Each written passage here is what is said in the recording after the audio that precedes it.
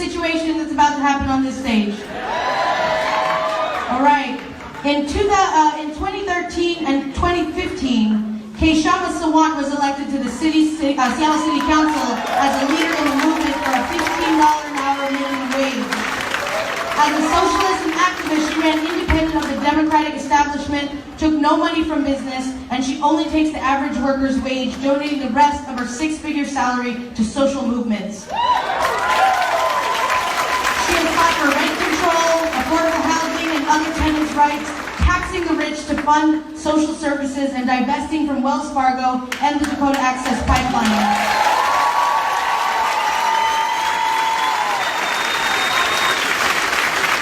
She was the only elected official to vote against the new youth jail, and she supported the movement to block the bunker and build 1,000 affordable homes instead. Now, give it up for Kshama Sawant.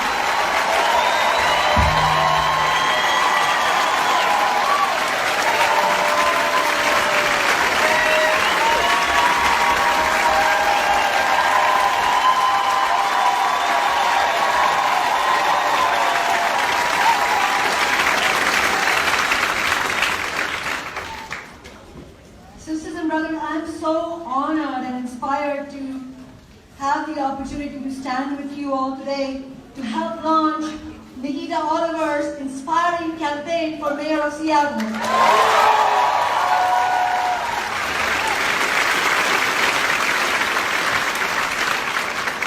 I'm thrilled to help launch this independent challenge to Mayor, Democratic Mayor, corporate politician Ed Murray, and also a challenge, an independent challenge to Seattle's corporate political establishment.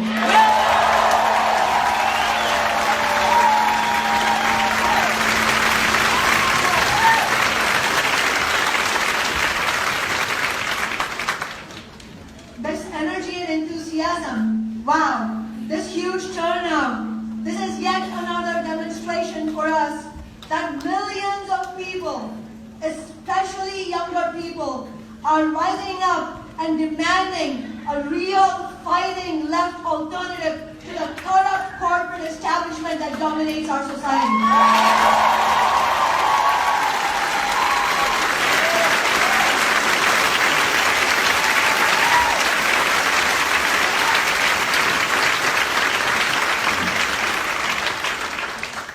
And now, with the ascendancy of Donald Trump, I knew I was going to get some reaction. Right-wing, racist, misogynist bigots who boast about sexual violence.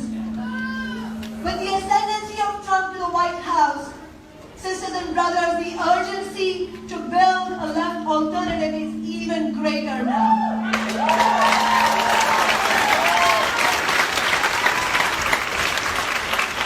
Seattle's mayoral race and the city council races this year have been transformed by Trump's wave of attacks on workers, immigrants, women, people of color, and the environment.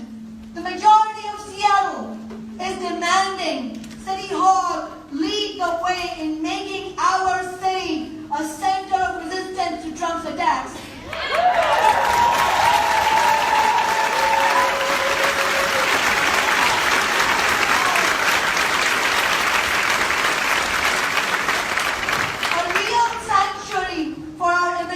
Neighbors, a real sanctuary against Trump and his billionaire backers, for workers, black and brown people, women, the LGBTQ community, our trans community members, and for protecting the environment. Mayor Murray has made national headlines for saying that Seattle will maintain its sanctuary city status and not back down against Trump's threat to cut federal funding. And we should welcome every positive steps that are taken. But let us be clear, the small steps that Murray and other Democratic politicians that have taken, and also the Democratic mayors in other cities have taken, are far from enough. As long as ICE agents can continue to knock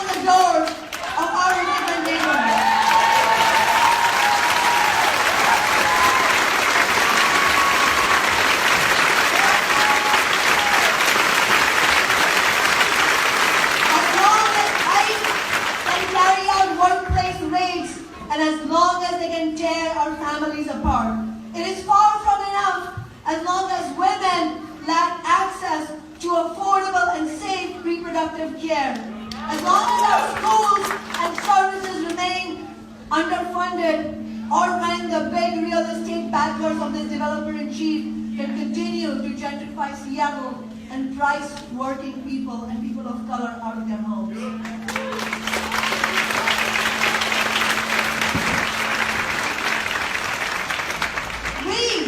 Our movement refuses to accept this very, very limited vision for what's possible. We say, imagine what would happen if we had a city leadership prepared to use all the resources at their disposal to stand up to Trump and his billionaire backers.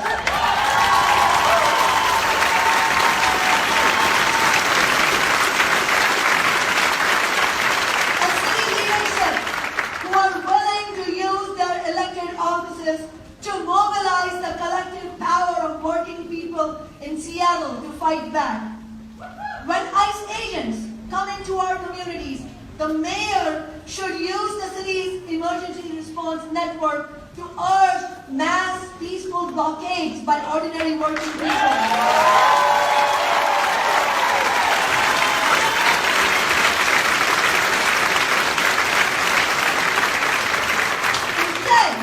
Instead, what has the mayor done? He has sent Seattle police to repress peaceful protests, as he did when we occupied SeaTac Airport in our peaceful shutdown against the Muslim travel ban.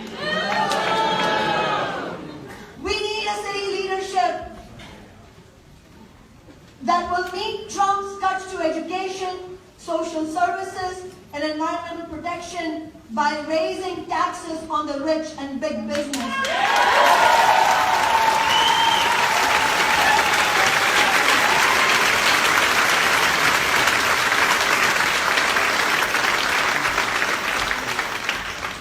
We need a city leadership who, instead of trying to spend hundreds of millions of dollars on new and fancy police bunkers and new jails, helps mobilize Seattle to dismantle the racist mass incarceration system and the militarization.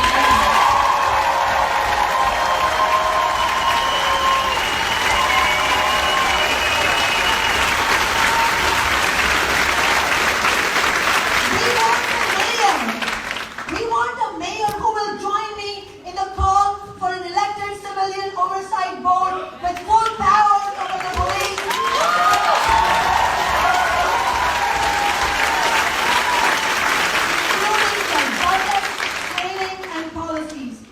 We want a mayor who understands that fighting racism does not mean uttering platitudes on MLK Day.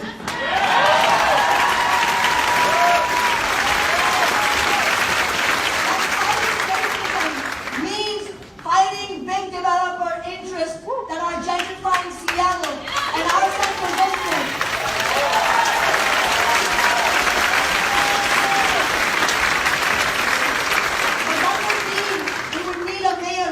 Take a penny from big developers.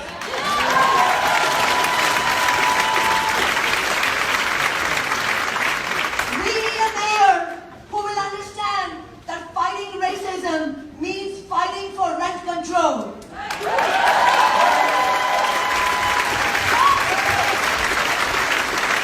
For a massive affordable housing initiative. And we need a mayor who has the courage to point out the obscenity of having two of the world's richest people in our area when we have expanding homelessness.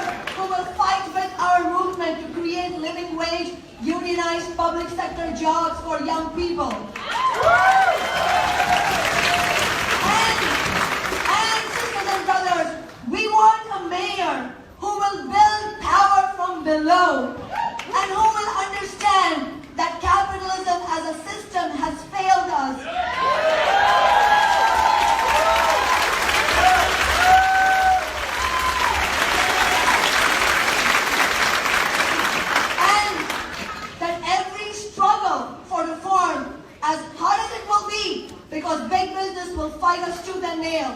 But as hard as it will be, the struggle for reforms must be linked to a wider struggle for a fundamental transformation of our society towards a world that is free of all oppression.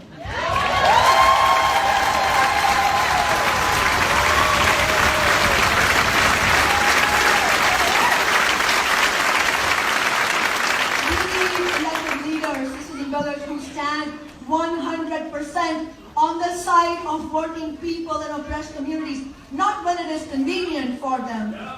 And you can't have that until and unless you have a campaign that absolutely refuses to take contributions from big business, from corporate executives. And that is why I am so happy to see Nikita, a real movement leader, announce her mayoral campaign.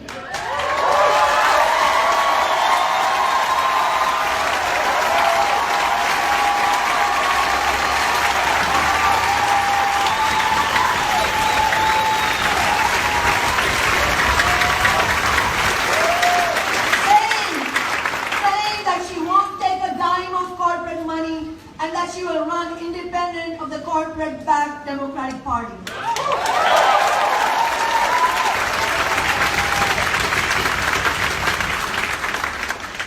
In this room tonight, I can feel the power of our social movements. But sisters and brothers, we must also be clear-headed about the power of the corporate political establishment that we are taking on. Mayor Murray has already raised, I think, over $300,000, and if needed, business and establishment donors will not hesitate to hand them $1 million or more to defend their control of City Hall. So what are we going to do? Let's learn from our past.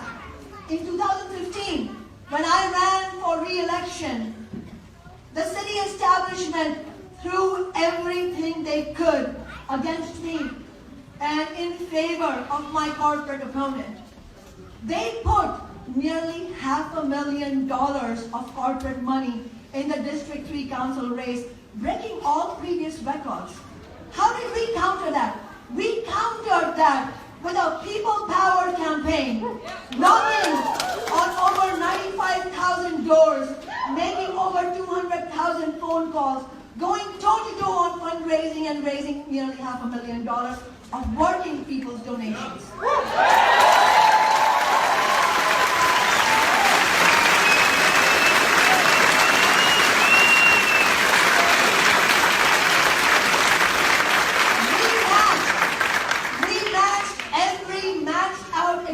Donation to our opponent with 10 small donations from our working class supporters. And in John Grant's race against Council President, the then Council President Tim Burgess, in that same year, Tim Burgess, as you all know, I'm sure if you don't, then here's an important fact. Tim Burgess is the poster child for business interests in our city. But in John Grant's race against Tim Burgess, John was outspent 7-1 by Burgess, and still John got 46% of the vote.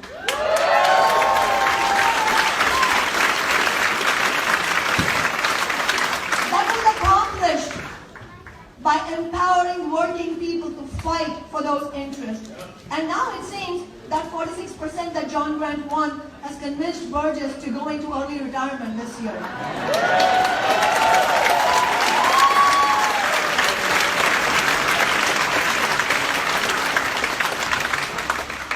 And the reality is, with real social movement campaigns where real empowerment and organizing and experience is built, we can change the debate in this city whether or not we win every single race that we run, because even when our movement representatives win a seat, as I did, we will be isolated and marginalized and powerless in our elected office unless we build an organized movement on the ground, because that is where our real power lies.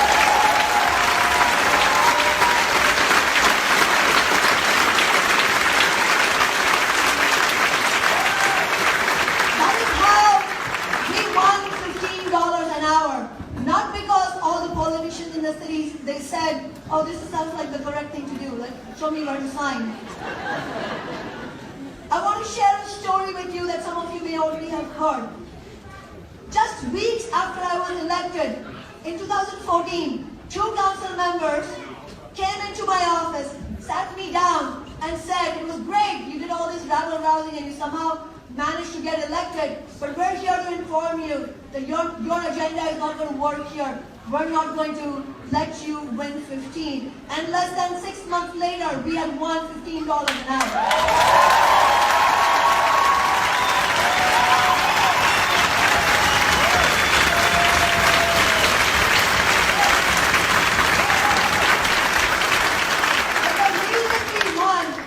Because we had our own voice through me in City Hall, and together with that we built a movement on the streets and in the workplaces that refused to limit itself to the confines of what is acceptable to the corporate establishment. And that is the strategy we have needed to use in order to win every victory that we have won so far for renters' rights. The Carl Hagelin law against slumlords, the legislation that we won last November to cap move-in fees for renters, the Wells Fargo divestment.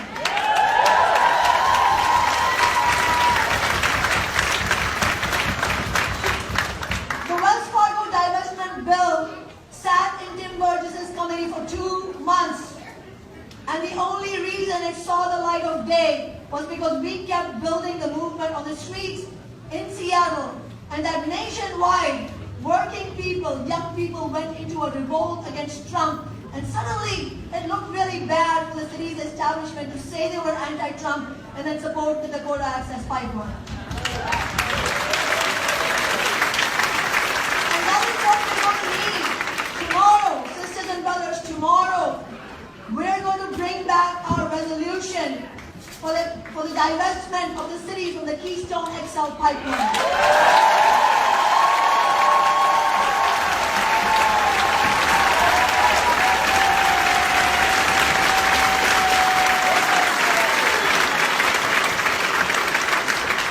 In conclusion, sisters and brothers, Socialist Alternative, my organization, and I warmly welcome Nikita's decision to run as a People's Party candidate, alongside John Grant's decision to break from the Democratic Party and run for City Council as a Democratic Socialist.